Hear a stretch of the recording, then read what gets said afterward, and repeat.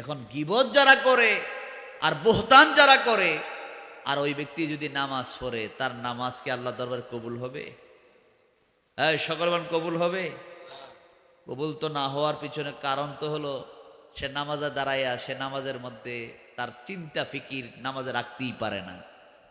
কেননা তার ভিতরে তো ভালো চিন্তা নাই, গীবত করে, চুগলখুরি করে, বহতান করে, দাঁড়ায়া দাঁড়ায়া খালি দুশ্চিন্তা। কারণ নামাজের মধ্যে একটু অবসর হয়, সারাদিন তো কামে থাকে, নামাজে যখন দাঁড়ায় তখন তার মধ্যে একটু ফ্রি ভাব আসে, তখন নামাজের মধ্যে দাঁড়ায় দাঁড়াইয়া খারাপ চিন্তাগুলা ভিতরে ঢুকে, দেখা গেছে নামাজ 4 রাকাত নামাজের মধ্যে 3 রাকাত ছুঁড়ে বুয়ে থাকে।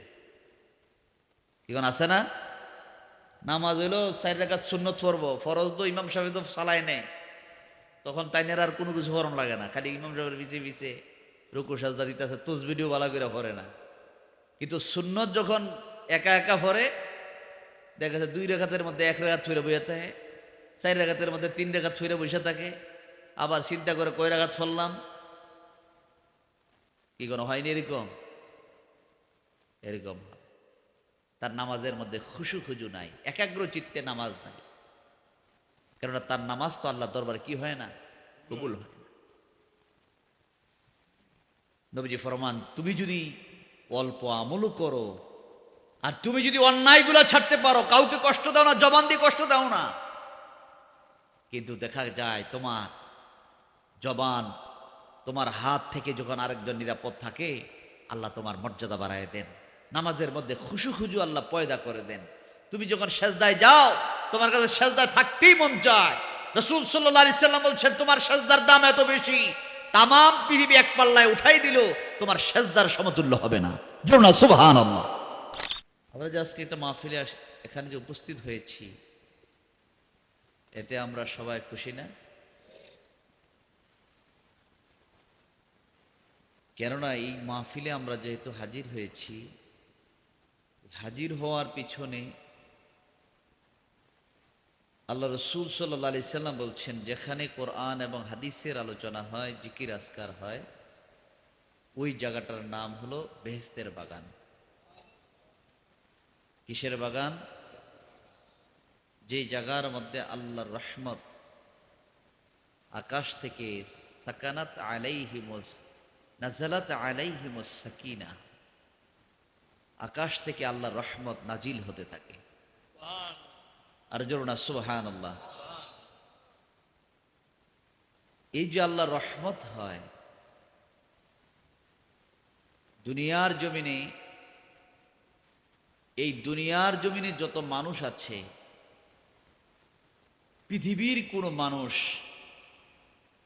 আপনাকে আমাকে একটা নেক দিতে পারবে না। পারবে? যে আপনাকে 1,00,000 নেক দিয়ে দিলাম, অথবা এই পরিমাণ নেক দিয়ে দিলাম।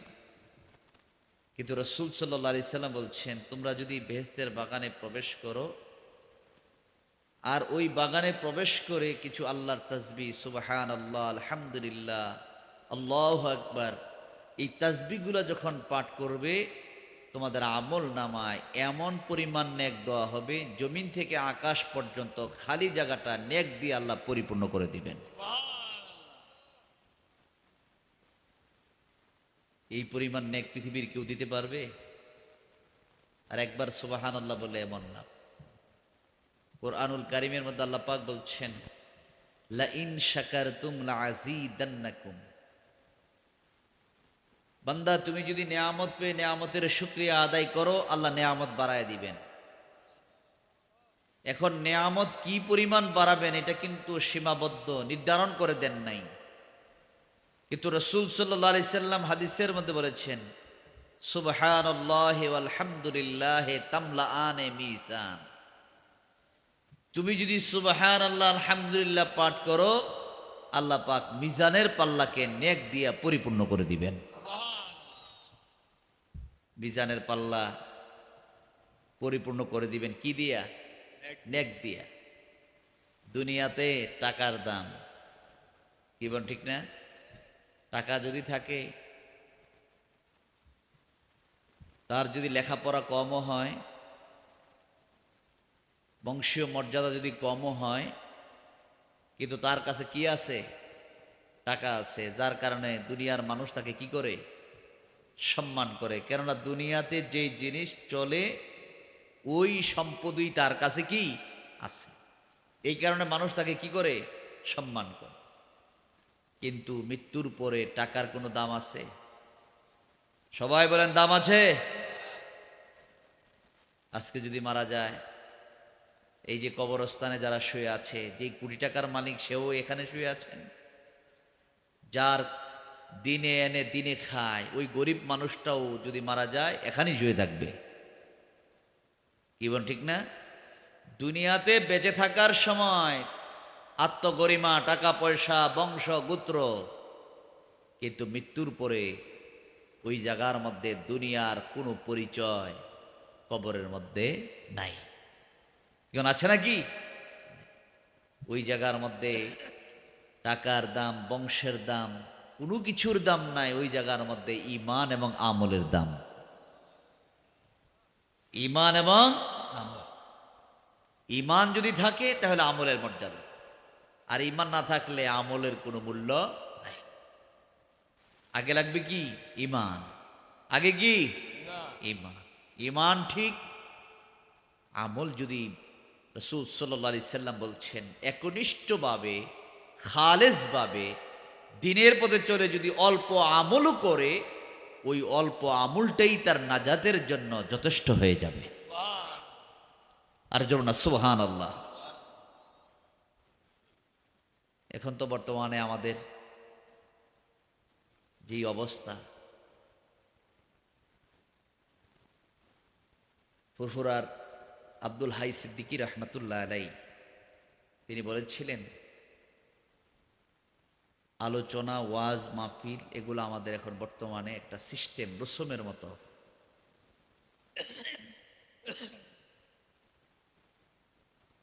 তিনি বলেছেন যে ওই ওয়াজের দ্বারাই মানুষ সত্যিকার অর্থে উপকার হবে, যিনি আলোচনা করেন তার উদ্দেশ্য থাকবে একমাত্র আল্লাহর সন্তুষ্টির জন্য, যে আমি কিছু কথা বলবো যে কথার দ্বারা আমি নিজেও সংশোধন হব, যারা শুনবেন তারাও যেন উপকৃত হন।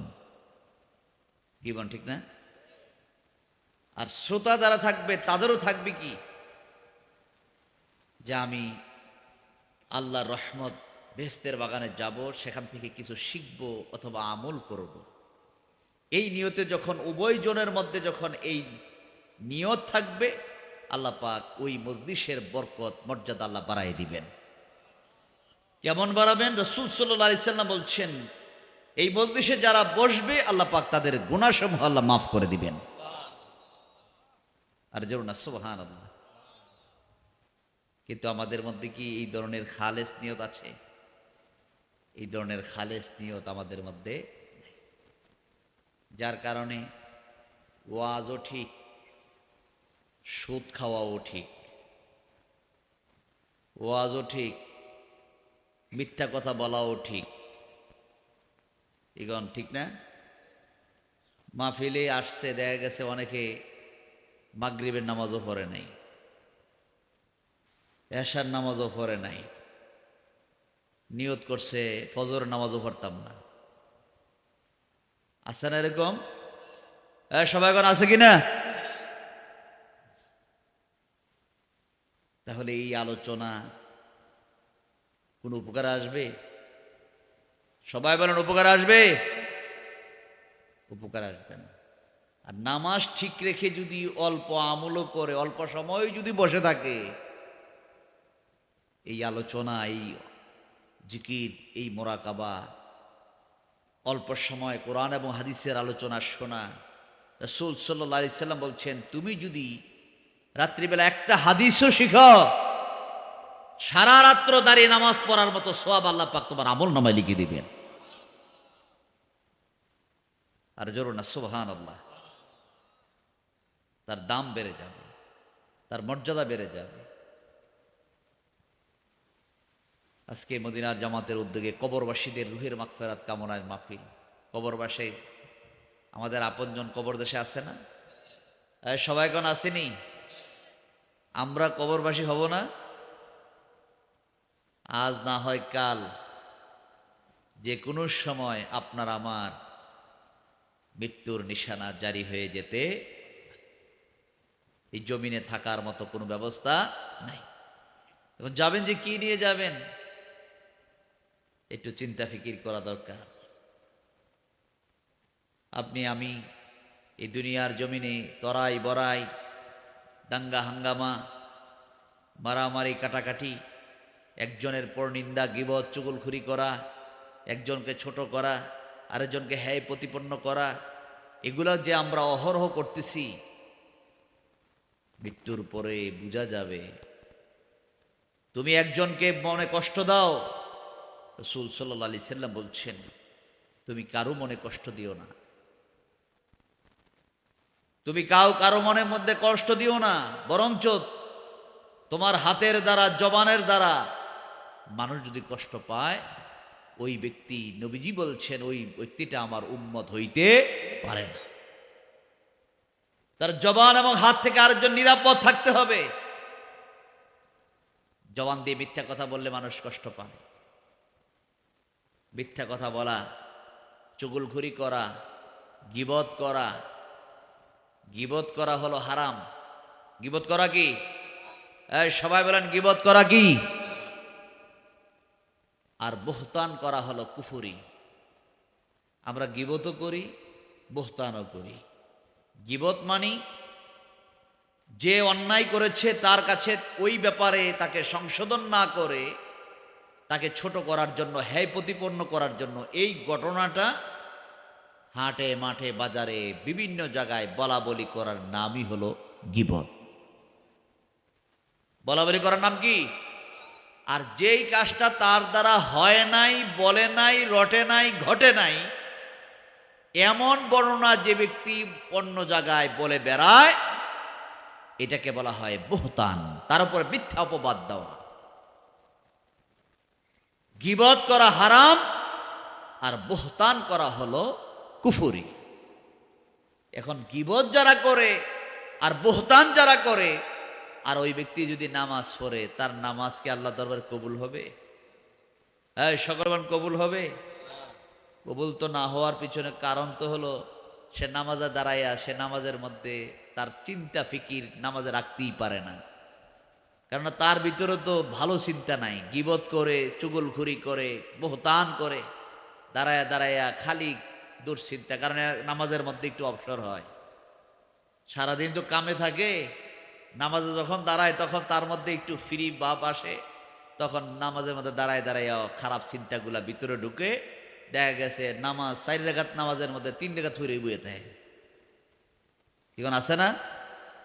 নামাজ হইলো 4 রাকাত সুন্নত পড়বো, ফরজ তো ইমাম সাহেব তো চালায় নেয়, তখন তাইনের আর কোনো কিছু ফরম লাগে না, খালি ইমাম সাহেবের পিছিয়ে পিছিয়ে রুকু সাজদা দিতেছে, তসবিহও ভালো করে পড়ে না। কিন্তু সুন্নত যখন একা একা পড়ে, দেখা যাচ্ছে 2 রাকাতের মধ্যে 1 রাকাত ফিরে বইয়ে থাকে, 4 রাকাতের মধ্যে 3 রাকাত ফিরে বসে থাকে। আবার চিন্তা করে কয় রাকাত পড়লাম, কি কোনো হয়নি এরকম?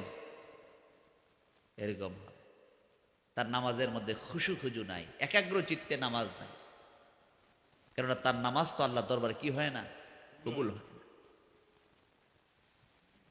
নবীজি ফরমান, তুমি যদি অল্প আমলও করো আর তুমি যদি অন্যায়গুলা ছাড়তে পারো, কাউকে কষ্ট দাও না, জবান দিয়ে কষ্ট দাও না, কিন্তু দেখা যায় তোমার জবান, তোমার হাত থেকে যখন আরেকজন নিরাপদ থাকে, আল্লাহ তোমার মর্যাদা বাড়ায় দেন। নামাজের মধ্যে খুশু খুজু আল্লাহ পয়দা করে দেন। তুমি যখন সেজদায় যাও, তোমার কাছে সেজদায় থাকতেই মন চায়। রাসূল সাল্লাল্লাহু আলাইহি সাল্লাম বলছেন, তোমার সেজদার দাম এত বেশি, তাম পৃথিবী এক পাল্লায় উঠাই দিল, তোমার সেজদার সমতুল্য হবে না। জোরে না সুবহানাল্লাহ। তোমার দাম বেড়ে যাবে, তোমার সম্মান বেড়ে যাবে, তোমার ইজ্জত আল্লাহ বাড়ায় দিবে। জোরে না সুবহানাল্লাহ। এই জন্য আপনাকে আমাকে চুগলখুরি করা, লা ইয়াদখুলুল জান্নাতা কাত্তাত, নবীজি বলছেন যে চুগলখুরি করে সে জান্নাতে প্রবেশ করবে না। এটা আমার কথা না, নবীজির কথা। সকালে বলেন কার কথা? নবীজির কথা। নবীজি বলছেন চুগলখুরি যারা করে তারা জান্নাতে প্রবেশ করবে না। মুনাফিকি যারা করবে তারা জান্নাতে প্রবেশ করবে না। মুনাফিকের জায়গা হলো জাহান্নামের গভীর তলদেশে। জাহান্নামে যাবে যে কাফের চাইতে আরো নিচে হলো মুনাফিকরা। কাফেরের চাইতে আরো কি নিচে মুনাফিকরা থাকবে, কেননা তাদেরকে ধরা ছোঁয়া অত্যন্ত কঠিন।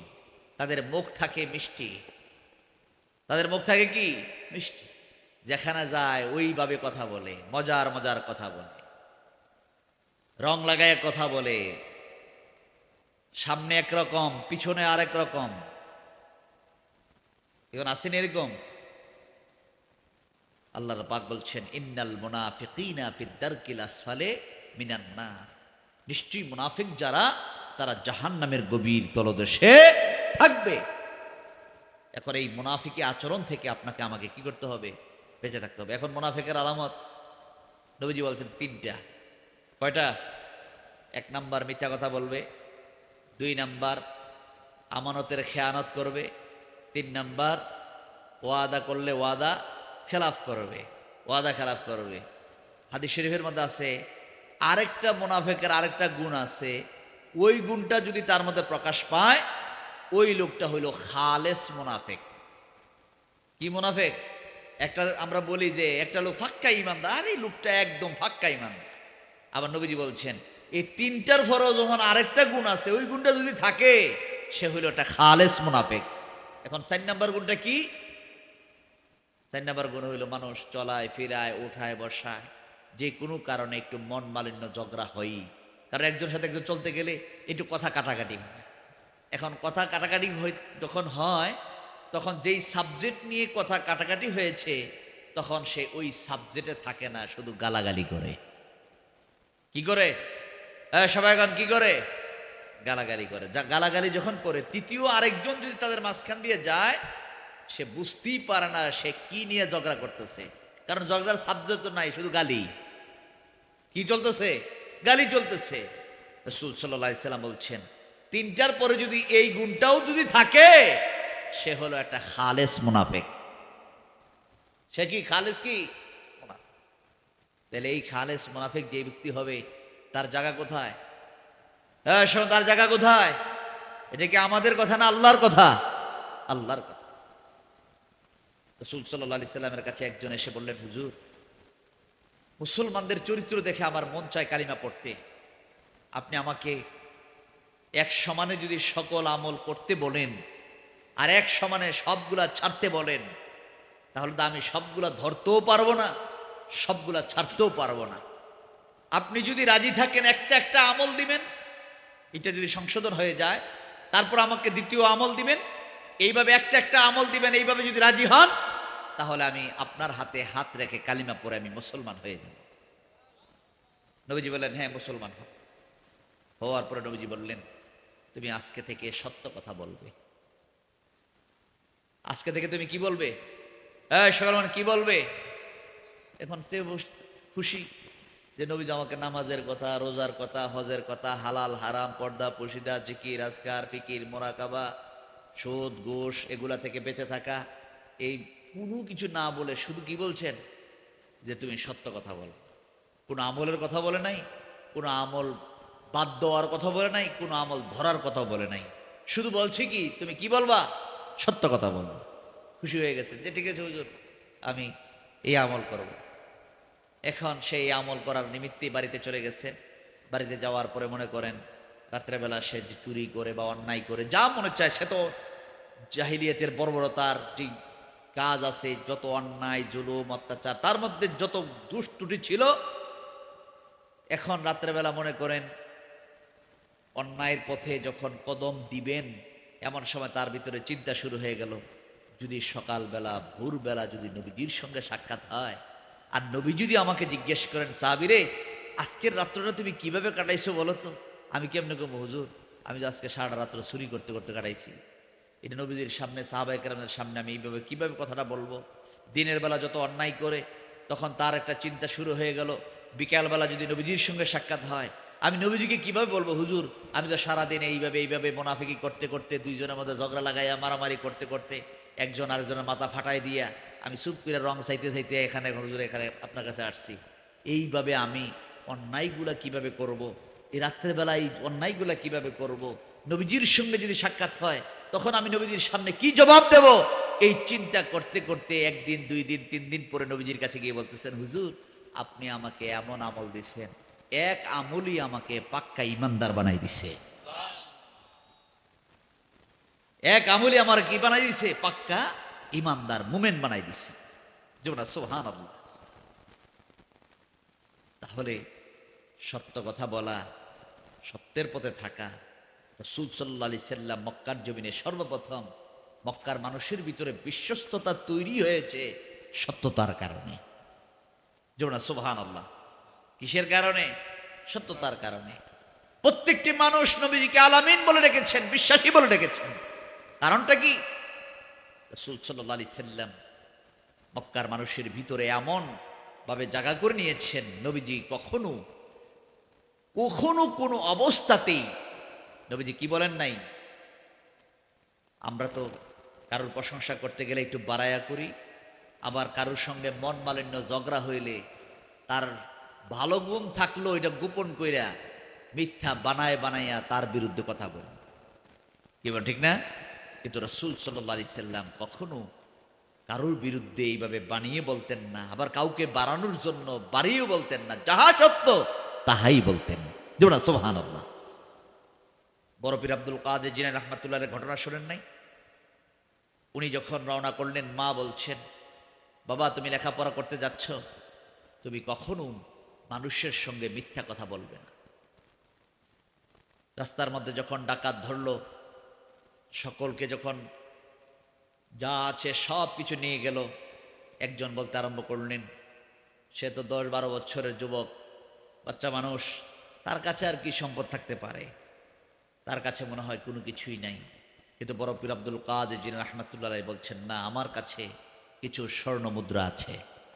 যেমন সুবহানাল্লাহ। আশ্চর্য হয়ে গেল মানুষ।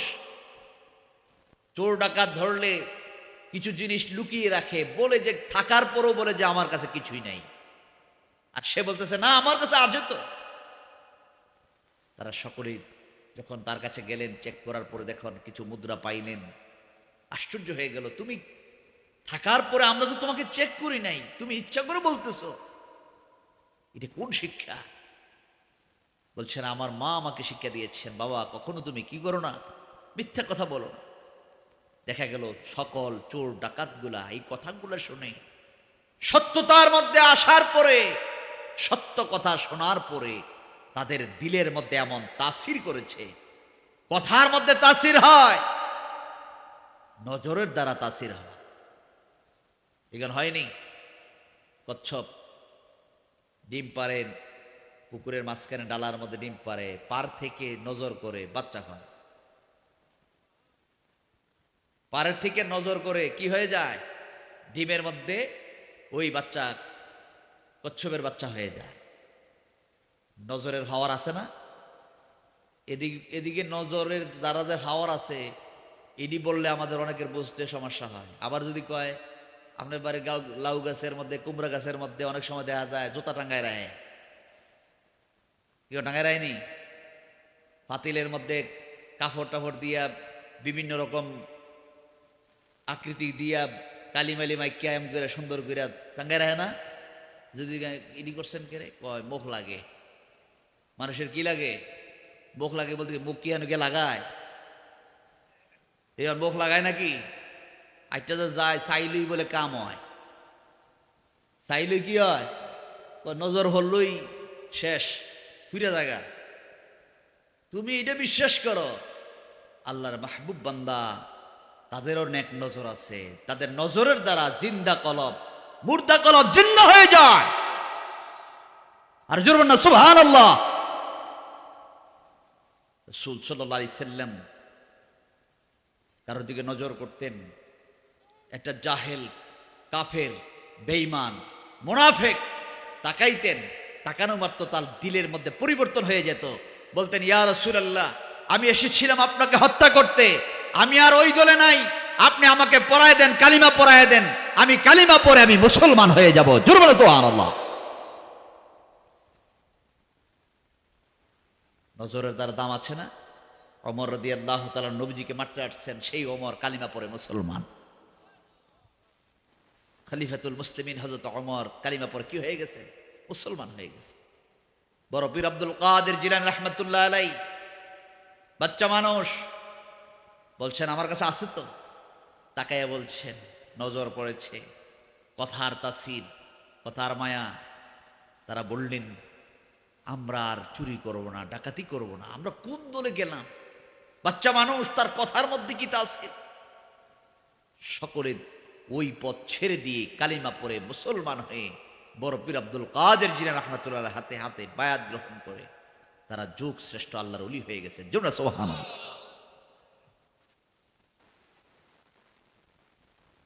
নজরের দ্বারা দাম আছে। এই জন্য সত্য কথা যারা বলে, নবীজির কাছে এসে সাহাবী বললেন, হুজুর আপনি আমারে এমন আমল দিছেন, এক আমলই আমারে পাক্কা ইমানদার বানাই দিছে।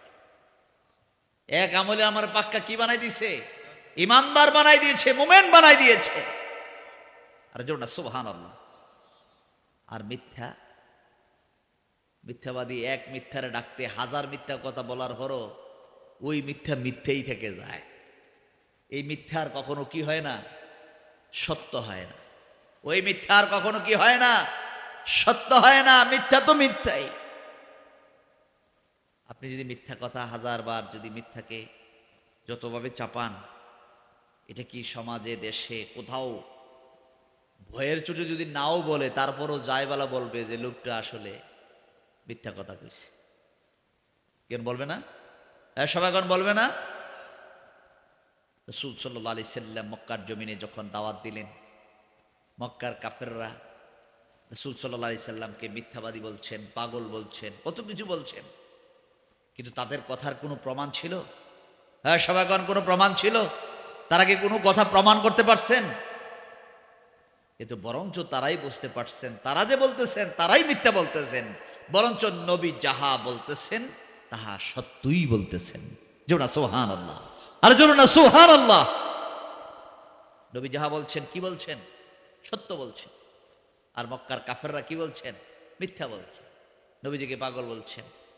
দেখেন নবীজি, এই যে রজব মাস এখন চলতেছে, কোন মাস? সকলান কোন মাস চলতেছে? রজব। রজব মাসের চাঁদ যখন উঠতো, নবীজি দোয়া করতেন, আল্লাহুম্মা বারিক লানা ফি রজব ওয়া শাবান ওয়া বাল্লিগনা রমাদান। তোমরা সুবহানাল্লাহ। নবীজি দোয়া করতেন, আল্লাহ রজব এবং শাবান এই দুইটি মাস আমার উম্মতের জন্য বরকতময় করে দাও। অবাল্লিগনা, আমাদেরকে পৌঁছায়া দাও রমাদান, রমজান পর্যন্ত আমাদের হায়াতটা লম্বা করে দাও। যেমন সুবহানাল্লাহ। রজব মাসটা হলো বরকতের মাস।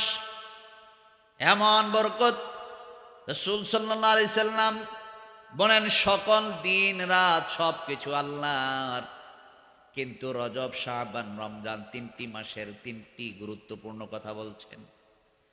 নবীজি বলেছেন রজবটা হলো আল্লাহর খুশির মাস, শাবান হলো রাসূলুল্লাহ বলেন আমি রাসূলুল্লাহর খুশির মাস, আর রমজান হলো আমার উম্মতের খুশির মাস। যেমন সুবহানাল্লাহ। রজব মাসে আল্লাহ খুশি, আমার নবী দুজাহানের বাদশা নবী হুজুর পুরনূর সাল্লাল্লাহু আলাইহি সাল্লামকে আল্লাহ পাক দাওয়াত করে আরশে আজিমে নিয়ে গেছেন। যেমন সুবহানাল্লাহ। রজব মাসটা হলো আল্লাহর খুশির মাস। আল্লাহ খুশি হইছেন নবীকে। এই কোরআনের মধ্যে আল্লাহ পাক বলছেন, সুবহানাল্লাযী আসরা বিআবদিহি লাইলাম মিনাল মাসজিদিল হারাম ইলাল মাসজিদিল আকসা আল্লাযী বারাকনা হাওলাহু লিনুরিয়াহু। যেমন সুবহানাল্লাহ। আল্লাহ পাক বলেন আমি আমার নবীকে এই রজবের চাঁদে যে মেরাজটা করাইলাম এবং আমার কিছু নিদর্শনগুলো আমি আমার নবীকে দেখাইলাম। যেমন সুবহানাল্লাহ। আল্লাহর যে কুদরতি জগৎ, পুরো জগৎটা যে আল্লাহ যে নবীকে দেখাইছেন, নিদর্শনগুলো যে দেখাইছেন, এতে আল্লাহ খুশি হয়ে গেছেন।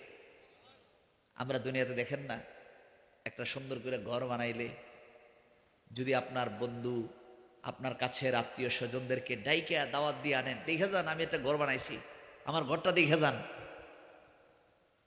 এখন এটা আপনার কাছে একটু কি লাগে? আনন্দ লাগে। কি লাগে? আনন্দ লাগে, খুশি লাগে।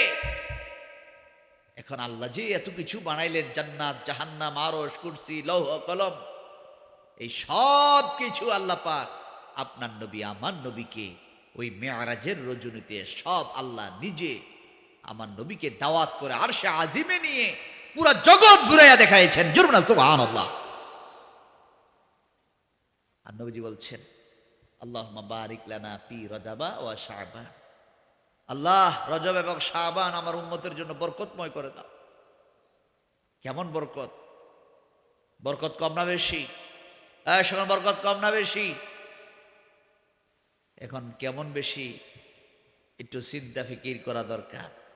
নবীজি বলছেন আমার উম্মতের হায়াত কম, আমল কম, কিন্তু দেখা যাবে হাসরের ময়দানে আমলের মধ্যে এত বরকত, এত বরকত, অন্যান্য নবীর উম্মতেরাও আমার উম্মতের সমান হইতে পারবে না। এক রাত্র 1000 মাসের চাইতে উত্তম, এক রাত্র 1000 মাসের চাইতে উত্তম। আল্লাহ বলতেছেন ইন্না আনজালনাহু ফি লাইলাতিল কদর। ও আল্লাহ বলতেছেন ও নবী, আমি তো কোরআন নাজিল করেছি কদর রাত্রে। কিসের রাত্রে? ইন্না আনজালনা, আমি অবতীর্ণ করেছি, কোরআন অবতীর্ণ করেছি কোন রাত্রে? কদর রাত্রে। এখন আল্লাহ বলতেছে ওমা আদরাকা, ও নবী আপনি জানেননি কদর রাত্রটা কি জিনিস? এখন আপনি বলবেন যে কদর রাত্রে আল্লাহ কোরআন নাজিল করছেন, কদর কি? এখন আল্লাহ বলতেছে ও হাবিব আপনি জানেন কদর কি জিনিস? এখন আল্লাহ আবারও জবাব দিয়েছেন কদর হলো লাইলাতুল কদরি খায়রুম মিন আলফি শাহর।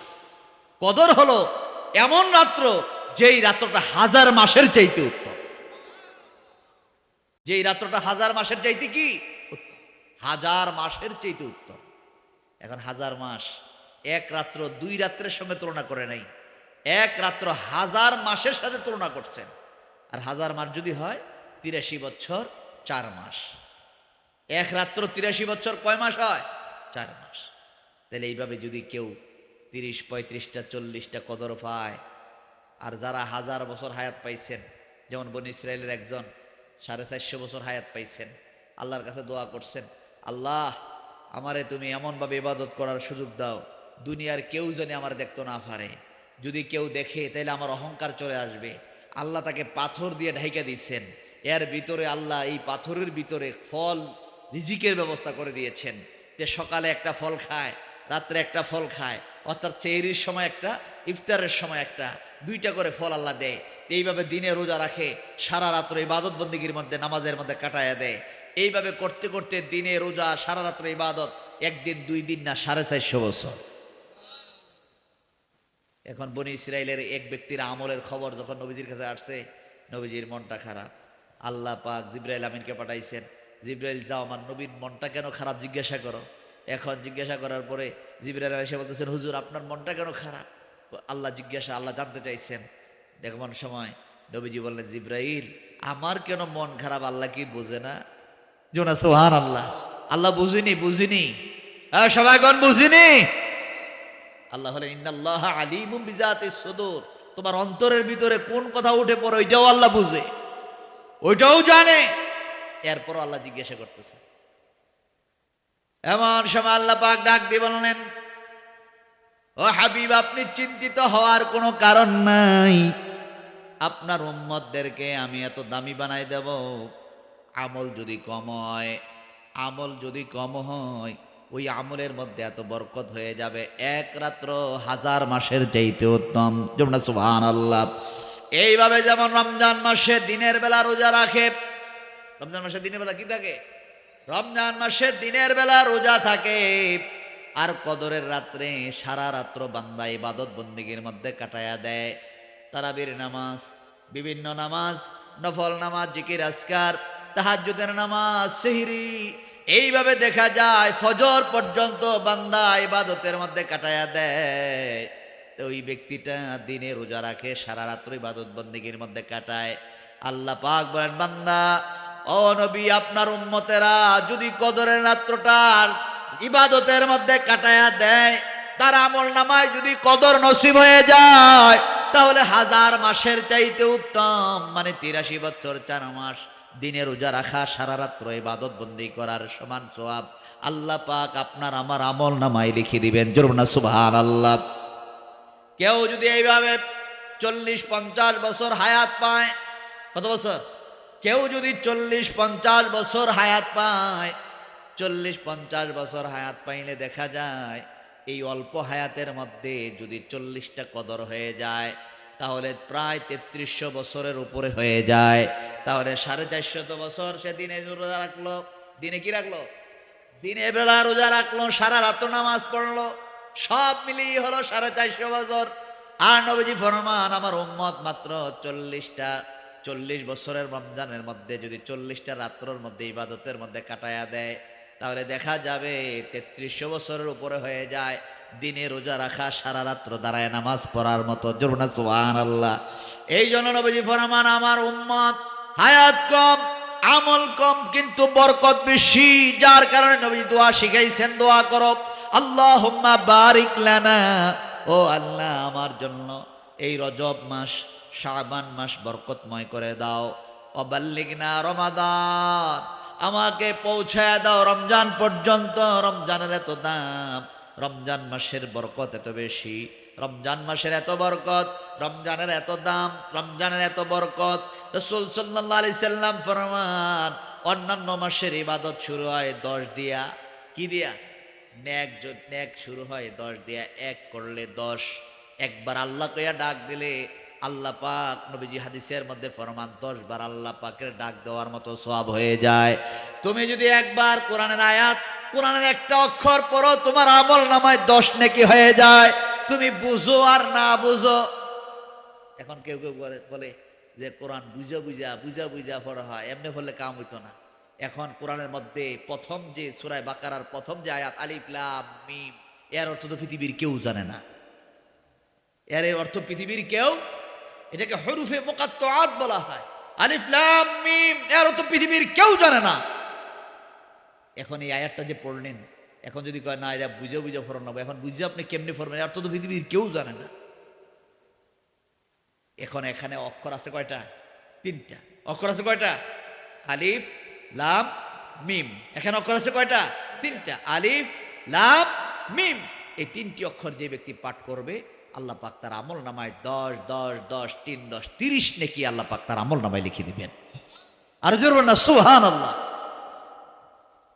তাহলে এই রমজান মাসে যদি কেউ আমল করে তখন 10 দিয়ে না, তখন শুরু হয় 70 দিয়া। রমজান মাসে শুরু হয় কত দিয়া? কেউ যদি 1 খতম কোরআন তেলাওয়াত করে তার আমল নামায় 70 খতমের সওয়াব। কেউ যদি নফল ইবাদত করে ফরজের সওয়াব, ফরজ ইবাদত করলে 70টি ফরজের সওয়াব। আবার আছে কদর, আবার আছে কি? আবার রোজা। নবীজি ফরমান যে ব্যক্তি রোজা রাখে, রোজা রাখার কারণে জাহান্নাম তার কাছ থেকে এতটুকু দূরে চলে যায়, একটা কাকের ছানা জন্ম নেওয়ার পরে মৃত্যু পর্যন্ত ওই কাকের ছানাটা বয়স হয়ে মৃত্যু পর্যন্ত উড়তে উড়তে যতটুকু দূরে যাবে তার কাছ থেকে আল্লাহ পাক জাহান্নামকে এত দূরে সরাইয়া দেন। আর জোর না সুবহানাল্লাহ। তাইলে রজব শাবান রমজান এগুলোর মধ্যে বরকত আসেনি? হ্যাঁ সবাইগণ, বরকত আছে কিনা? এটা রজব মাস, সামনে আসতেছে কি মাস? শাবান। শাবান মাসে একটা রাত্র আছে যেই রাত্রটাকে বলা হয় কিসের রাত্র কয়? শবে বরাত। হ্যাঁ সবাই, কিসের রাত্র? শবে বরাতের রাত্র, লাইলাতুম মুবারাক, বরকতপূর্ণ রাত্র। এই রাত্রের মধ্যে নবীজি বেশি বেশি করে ইবাদত করেছেন। মা আয়েশা সিদ্দিকা রাদিয়াল্লাহু তাআলা আনহা বলেন, আমি একদিন বিছানার মধ্যে নবীজিকে তালাশ করতেছি, আমি নবীজিকে পাই না। দেখি নববীর মধ্যে নবীজি দাঁড়িয়ে দাঁড়িয়ে নামাজ পড়তেছেন। তখন আমি নবীজিকে বললাম, ইয়া রাসূলুল্লাহ, আপনি কি আরাম করবেন না? কয়ে এমন সময় নবীজি বলতেছেন, আয়েশা তুমি জানো না আজকের কোন রাত্র? আজকের রাত্রটা হলো বরকতপূর্ণ রাত্র, নিসফুশ শাবান, শাবানের মধ্যরাত্রি। এই রাত্রের মধ্যে নবীজি ইবাদতের মধ্যে কাটিয়ে দিয়েছেন। অনেক সময় জান্নাতুল বাকির মধ্যে কাটিয়ে দিতেন, ওই জান্নাতুল বাকি কবর জিয়ারতের মধ্যে কাটিয়ে দিতেন। সুবহানাল্লাহ। আর আপনার আমার আমল নামার মধ্যে গুনার কোনো অভাব নাই, এরপরও আমল করতে ভালো লাগে না। কেননা মুনাফিকি আচরণ যদি থাকে, মুনাফিকি আচরণ যদি থাকে, তার কাছে গুনাহটা গুনাহই মনে হয় না। তার কাছে গুনাহটা কি মনে হয় না? গুনাহই মনে হয় না। যেমন একটা মানুষের নাকে, গালে, চোখে, কপালে যদি একটা মশা মাছি বসে, কি বসে? মশা অথবা মাছি যদি বসে, আর হ্যাঁ যদি জোরে থাপ্পড় দিয়ে মশাটা মারে, এটার জন্য কি কারো কাছে ফখর কইরা তাকাব্বুরে কইরা বলে যে আজকে আমি 10টা মশা মারছি? সবাই কোন বলে নাকি? কেননা এটার সে মনে জানে মশাটার কোনো মূল্য নাই।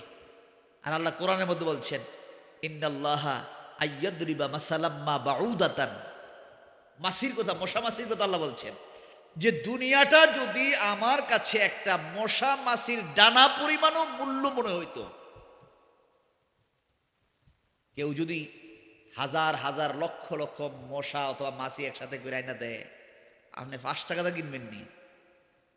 তুমি যে এটার কোনো দাম নাই, এটাই আমি কিনা কি করবো, এটার কোনো মূল্য কেউ কিনবে না, মূল্য নাই। আল্লাহ বলতেছে একটা মাছির ডানাটা তোমাদের কাছে যেমন মনে হয়, একটা মশার ডানা যেমন মনে হয়, যদি আমার কাছে এমনটাই মনে হতো, তাহলে আমি এই পৃথিবীর জমিনে কোনো কাফের, কোনো মুনাফিক, কোনো মুশরিককে আমি এক ডুব পানি পান করতে দিতাম না।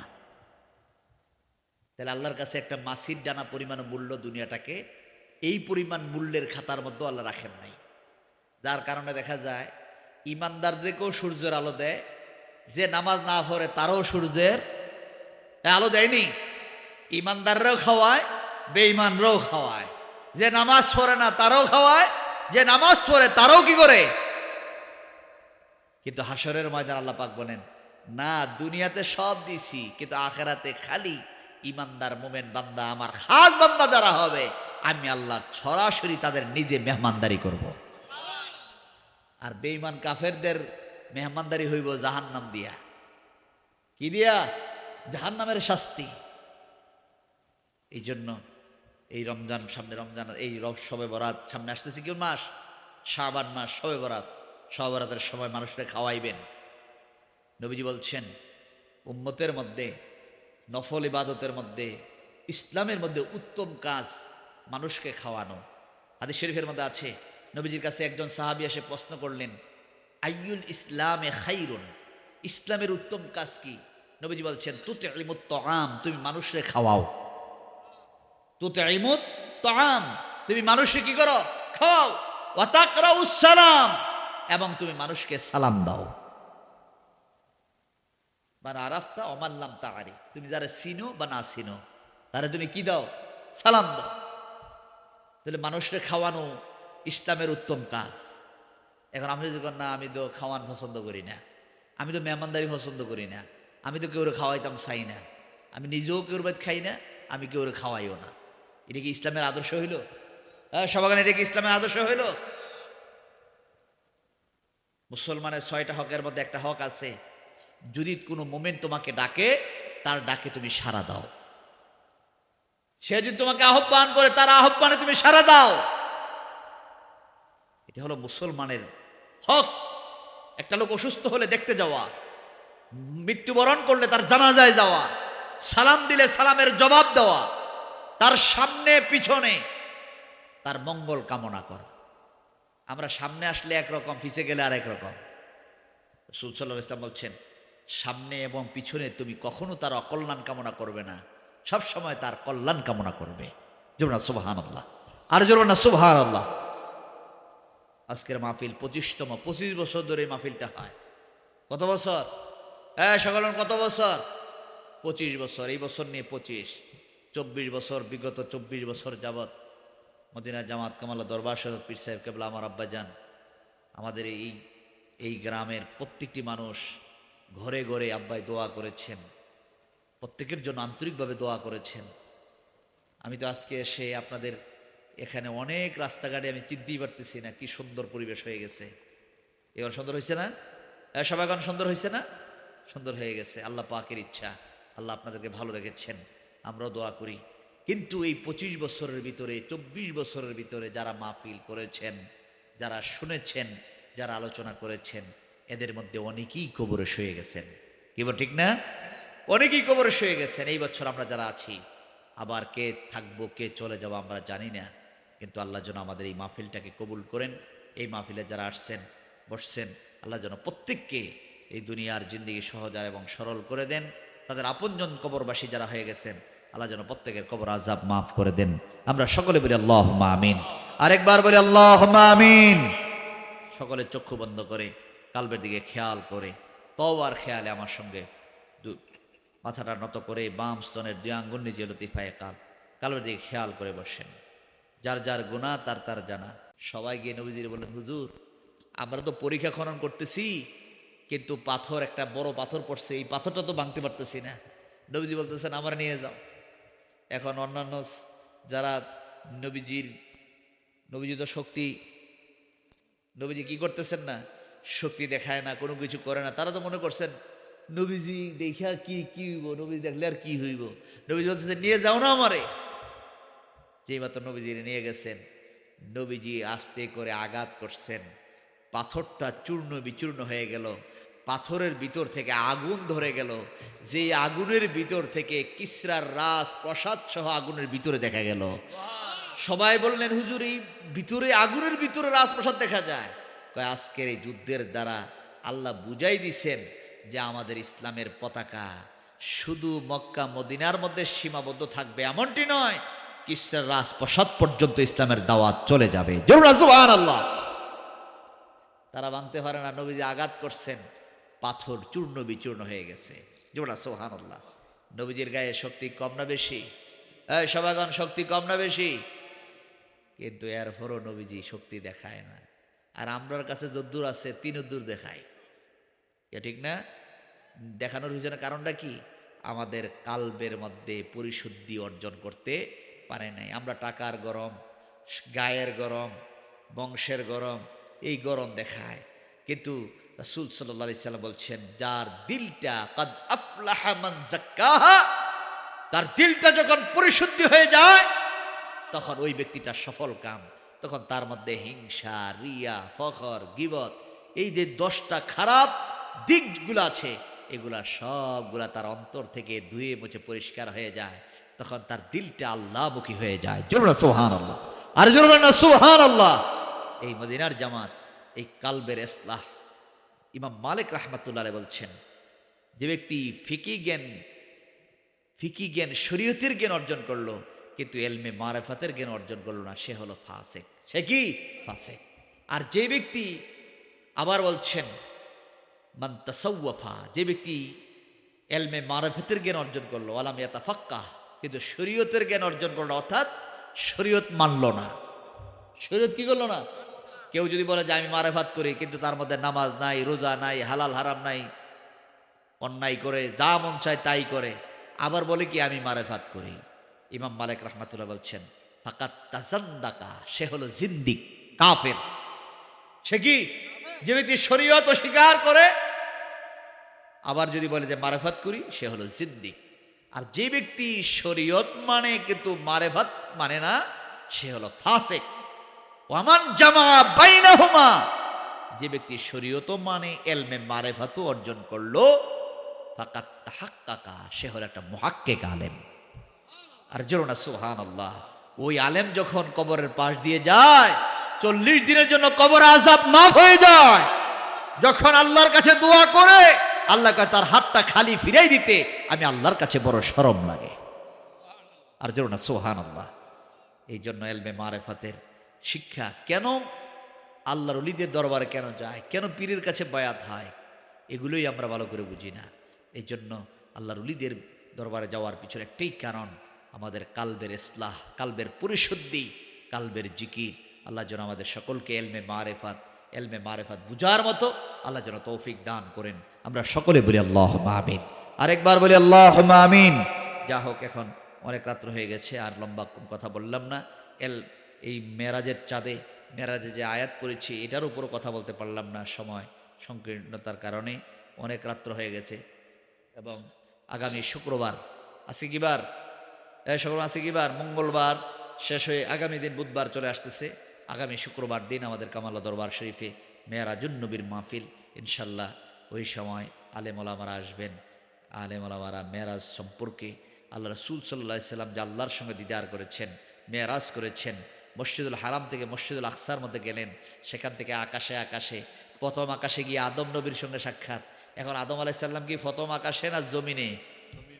সকালে বলেন, আদম আলাইহিস সালাম কি দুনিয়ায় আসার পরে দুনিয়ার ওনার এন্তেকাল হয়েছে, দুনিয়াতে ওনার কবরও আছে, কেমন আছে কি না? আছে।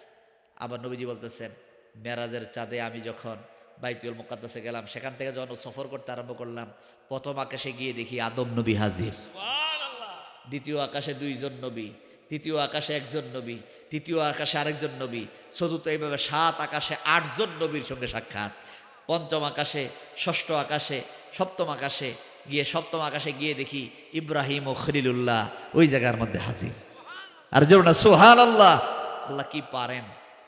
ইব্রাহিম খলিলুল্লাহ দুনিয়াতে আসছেন, দুনিয়াতে ওনার জন্ম, দুনিয়াতে ওনার এন্তেকাল। নবীজি বলতেছেন 7 আকাশের উপরে গিয়ে দেখি ইব্রাহিম খলিলুল্লাহ ওই জায়গার মধ্যে হাজির।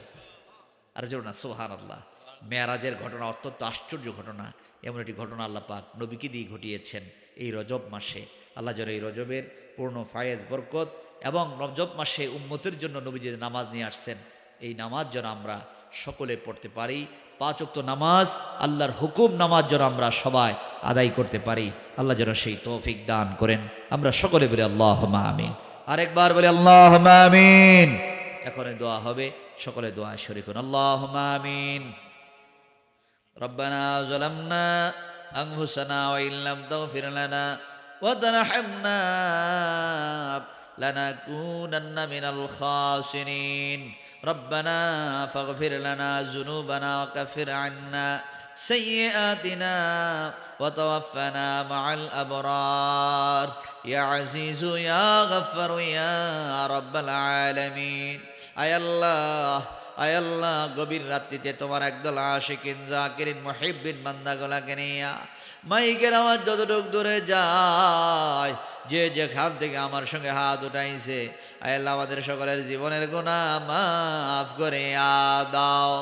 আল্লাহ আমরা যা কিছু পড়লাম এর সব রেসানি লক্ষ কোটি গুণ বাড়াইয়া সোনার মদিনায় উম্মতের গান্ডারি নবী দুজাহানের বাদশা নবী হুজুর বরনূর সাল্লাল্লাহু আলাইহি সাল্লামের রওজা মুবারকে পৌঁছায়া দাও। আওলাদে রাসূল উম্মাতুল মুমিনিন সাহাবায়ে কেরাম তাবিন তাবিঈন আইম্মে মুস্তাহিদিন সলফে সালেহিন সিদ্দিকিন আউলিয়া কামিলিনদের পাক হয়ে পৌঁছায়া দাও। চার মাযহাবের ইমাম, 4 দরিকার সমস্ত অলিগণের পাক হয়ে পৌঁছায়া দাও। আয় আল্লাহ মদিনার জামাত কামাল্লাহ দরবার শরীফ পীর সাহেব কেবলা আমাদেরকে আদর মায়া করে মদিনার জামাতের ডাক দিয়া আমাদেরকে আদর মায়া কইরা আজকে কামাল্লার জমিনে শুয়ে গেছো আল্লাহ। আল্লাহ আমার আব্বাজানের পাক রুহে পৌঁছায়া দাও। আল্লাহ আব্বাজান একদম আমাদের সকলকে নসিব করে দাও। এই মদিনার জামাতকে যারা ভালোবাসে মায়া করে আল্লাহ তাদেরকে দুনিয়া ও আখিরাতে কোনো জায়গায় শরম দিও না। আল্লাহ এই মাহদিকান্দা এই গ্রামবাসীরা আয় আল্লাহ মদিনার জামাতের উদ্যোগে কবরবাসীদের রুহের মাগফিরাত কামনায় আজকের এই মাহফিল আয়োজন করছে আল্লাহ। আয় আল্লাহ আজকের এই মাহফিলের উসিলায় আমাদের মধ্যে যাদের আব্বা আম্মা দাদা দাদি নানা নানি শ্বশুর শাশুড়ি আপনজন বংশধর আজকে যারা কবরে শুয়ে গেছো আল্লাহ, আল্লাহ তাদের কবরগুলা জান্নাতের বাগান বানায়া দাও। আল্লাহ তাদের কবরে আর আযাব দিও না। আল্লাহ জিন্দা যারা আছে প্রত্যেকে নেক হায়াত দারাজ করে দাও, নেক আমল করার মতো তৌফিক বাড়ায়া দাও। দুনিয়ার জিন্দেগি সহজ আর সরল করে দাও, আখিরাতের জিন্দেগি নূরময় করে দিও আল্লাহ। আল্লাহ দুনিয়ায় শরম দিও না, কাল হাসরের ময়দানে আমাদের কাউকে গুনাহগার বইলা ডাক দিও না। কাল হাসরের ময়দানে সকল নবী রাসূলের সামনে আমাদেরকে গুনাহগার বইলা ডাক দিও না।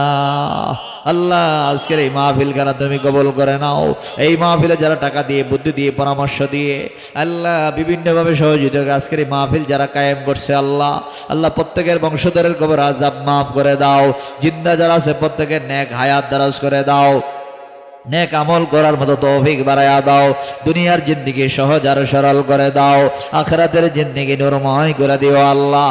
আল্লাহ দুনিয়ায় শরম দিও না, কাল হাশরের ময়দানে গুনাহগার বইলা ডাক দিও না।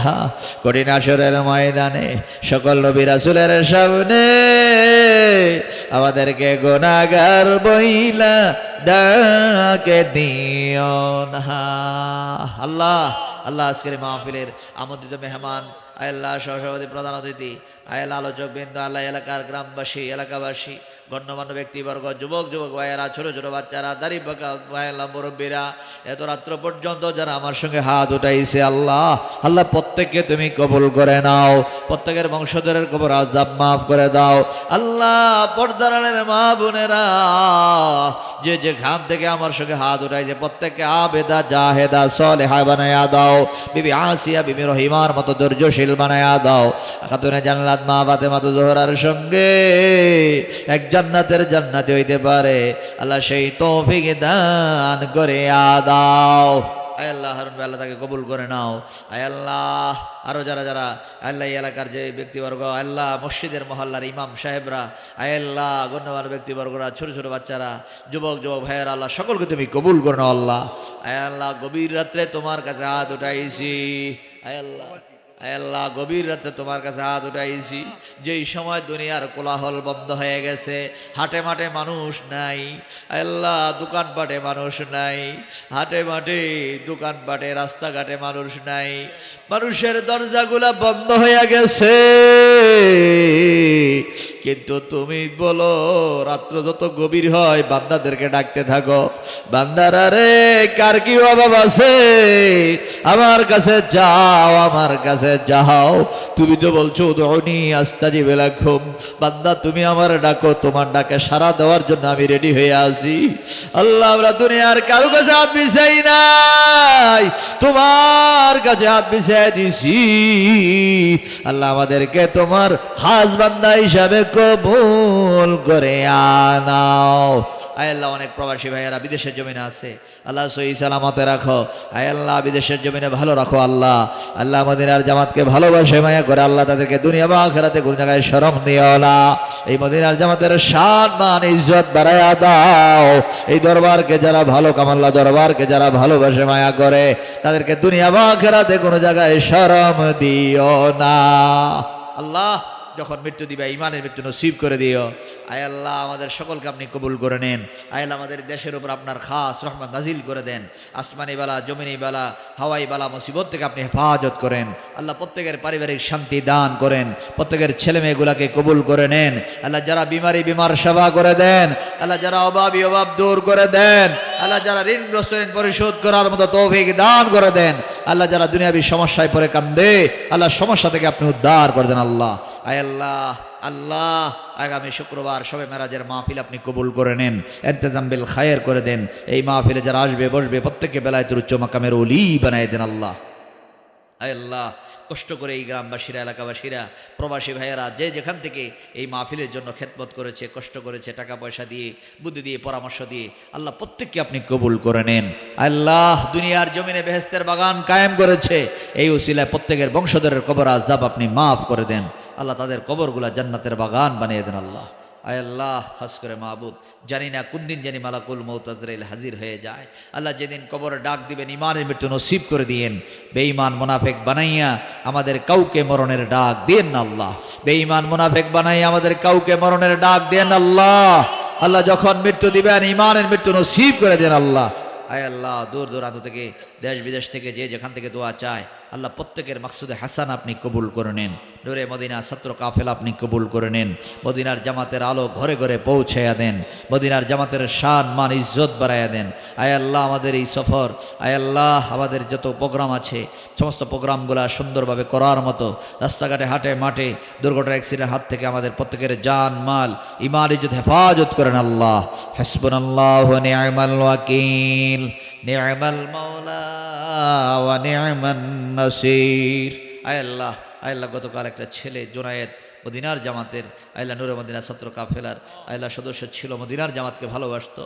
আল্লাহ তার আব্বা আম্মা, একটাই ছেলে একটাই সন্তান, আজকে কান্নাকাটি চোখের পানি ফেলে কান্না করতেছে, পাগলের মতো হয়ে গেছে। আল্লাহ, আয় আল্লাহ, তাদেরকে ধৈর্য ধারণ করার মতো, সবুর করার মতো, বুঝানোর মতো কোনো ব্যবস্থা নাই। আল্লাহ, আয় আল্লাহ, তাদের উপরে সবরে জামিল নসিব করে দেন।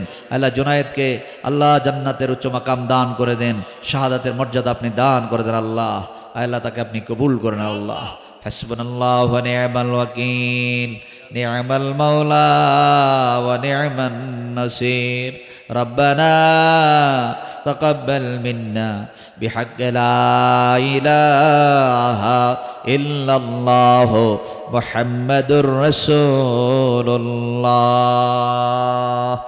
সাল্লাল্লাহু আলাইহি ওয়াসাল্লাম। কুররাতু আইনি বিকা ইয়া রাসূলুল্লাহ। আসসালামু আলাইকুম ওয়া রাহমাতুল্লাহি ওয়া বারাকাতুহু।